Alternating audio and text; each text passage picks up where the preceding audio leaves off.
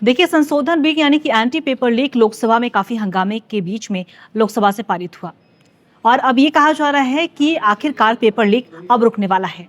आप देख रहे हैं न्यूज़ 11 भारत का डिजिटल प्लेटफॉर्म। मैं हूं आपके साथ अंकिता।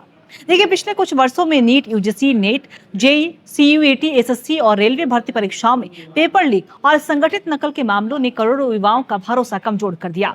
कई परीक्षाएं रद्द हुई, लाखों अभ्यर्थियों को दोबारा परीक्षा देनी पड़ी और सरकारी भर्तियों में देरी हुई। और इसी समस्या से निपटने के लिए केंद्र सरकार ने 2024 में public examination prevention of unfair means act 2024 को लागू किया था। अब इसे और भी ज्यादा प्रभावी बनाने के लिए पब्लिक एग्जामिनेशन यानी कि prevention of unfair means amendment bill 2026 लाया गया है।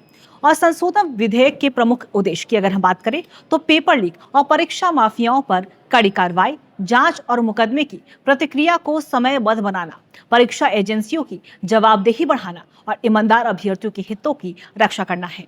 परीक्षा प्रणाली में छात्रों का भरोसा मजबूत करना और मुख्य प्रावधान की अगर हम बात करें तो सजा और जुर्माना इस बिल में बढ़ाया गया है। पेपर लीक या फिर अनुचित साधनों में शामिल व्यक्ति को 5 से लेकर 10 वर्ष तक की जेल हो सकती है। अधिकतम जुर्माना 10 लाख रुपए से बढ़ाकर 50 लाख रुपए भी अब इस बिल में कर दिया गया है। दूसरे अगर हम मुख्य प्रावधान की बात करें तो सेवा प्रदाताओं पर सख्त कार्रवाई होगी, यानी कि यदि परीक्षा आयोजित करने वाले agency, IT company, printing agency या फिर अन्य सेवा प्रदाता पेपर लीक या धोखाधड़ी में शामिल पाए जाते हैं तो उन पर 5 करोड़ रुपए तक का जुर्माना लगाया जा सकेगा। वहीं संगठित परीक्षा माफियाओं पर भी बड़ी कार्रवाई होगी।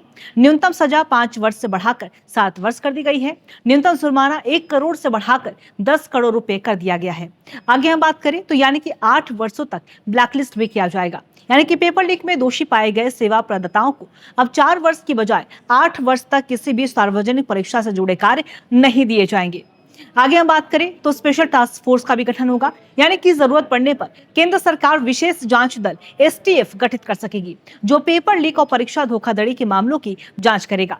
आगे हम बात करें इसमें मुख्य प्रावधानों की लिस्ट की तो समयबद्ध जांच और ट्रायल, यानी कि जांच 2 महीने के भीतर पूरी करने का लक्ष्य रखा गया है। प्रत्येक राज्य और केंद्र शासित प्रदेश में स्पेशल फास्ट ट्रैक कोर्ट नामित किए जाएंगे। आरोप पत्र दाखिल होने के बाद 3 महीने के भीतर ट्रायल पूरा करने का प्रयास होगा और हाईकोर्ट में अपील 30 दिनों के भीतर दाखिल करनी होगी और साथ ही साथ उसका निपटारा भी यथासंभव की अगर बात करें तो 3 महीने में ही किया जाएगा। अब हम आगे बात करते हैं इस वीडियो में तो किन परीक्षाओं पर यह बिल लागू होगा। तो यह कानून केंद्र सरकार की ओर से अधिसूचित सार्वजनिक परीक्षाएं जैसे कि यूपीएससी, एसएससी, रेलवे भर्ती बोर्ड, आरआरबी, आईबीपीएस, एनटीए की ओर से आयोजित नीट, जेई, सीयूईटी और साथ ही साथ अन्य केंद्रीय भर्ती एवं प्रवेश परीक्षाओं पर यह लागू होगा। अब युवाओं के लिए आखिर ये क्यों महत्वपूर्ण है? देखिए, ईमानदार छात्रों को समान अवसर मिलेगा। पेपर लीक के कारण परीक्षा रद्द होने की घटनाएं जो है वो कम हो सकती हैं। भर्ती प्रक्रिया अधिक पारदर्शी बनेगी और परीक्षा माफियाओं पर कानूनी दबाव भी ज्यादा बढ़ेगा और समयबद्ध जांच और ट्रायल से दोषियों को जल्द सजा मिलने की संभावना बढ़ेगी।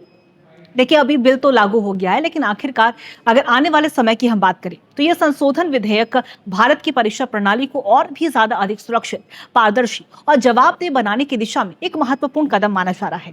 हालांकि केवल कानून बनाना ही पर्याप्त नहीं होगा। इसकी सफलता इस बात पर निर्भर करेगी कि जांच कितनी निष्पक्ष और तेज होती है, दोषियों को समय पर सजा मिलती है या नहीं, और साथ ही साथ परीक्षा एजेंसियां सुरक्षा और पारदर्शिता के मानकों का कितना प्रभावी ढंग से पालन करती है। यदि इसका सख्ती से क्रियान्वयन हुआ तो यह करोड़ों युवाओं के लिए निष्पक्ष और भरोसेमंद परीक्षा व्यवस्था सुनिश्चित करने में एक अहम भूमिका निभा सकता है।